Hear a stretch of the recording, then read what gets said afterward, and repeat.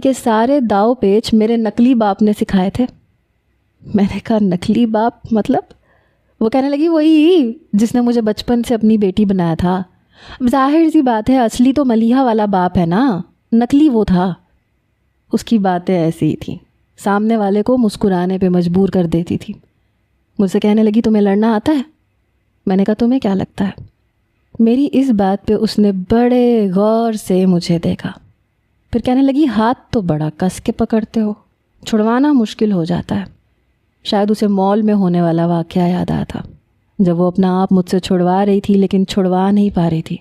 میں نے کہا ہاں، ہاتھ اگر میں ایک بار پکڑ لوں تو پھر چھوڑتا نہیں ہوں۔ کہنے لگی وہ تو اس دن مجھے پولیس والے کا ڈر تھا، ورنہ میں اپنا ہاتھ چھڑوانا جانتی ہوں اور اپنی حفاظت کرنا بھی جانتی ہوں۔ شاید وہ بھی مجھ پہ کچھ جتا رہی تھی۔ میں اس کے قریب گیا، اس کی کلائی پکڑ لی۔ میں نے کہا اچھا چلو پھر چھڑوا کے دکھاؤ۔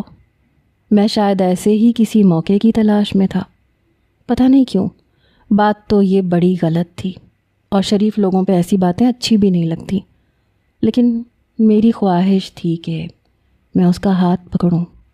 وہ کہنے لگی نہیں تمہیں کچھ نہیں کہوں گی، ایک تو تم اچھے انسان ہو، دوسرا میری بہن کے منگیتر ہو، ایسے لڑائی جھگڑا ہو جائے گا، تمہارے منہ کا نقشہ بگڑ جائے گا، پھر ملیحہ مجھے بڑا ڈانٹے گی۔ 5 منٹ بڑی جو ہے اسی بات کا روب جماتی ہے، حالانکہ میں نے کبھی کسی کا روب برداشت نہیں کیا، لیکن اس کا روب جمانا اچھا لگتا ہے۔ ساتھ ساتھ وہ اپنی کلائی مجھ سے چھڑوانے کی کوشش بھی کر رہی تھی، ساتھ ساتھ ملیحہ کی بات کر رہی تھی، لیکن میں صرف اسے دیکھ رہا تھا اور اس کی کلائی پہ اپنی گرفت مضبوط کر چکا تھا۔ میں نے کہا میری طرف سے اجازت ہے، ملیحہ تمہیں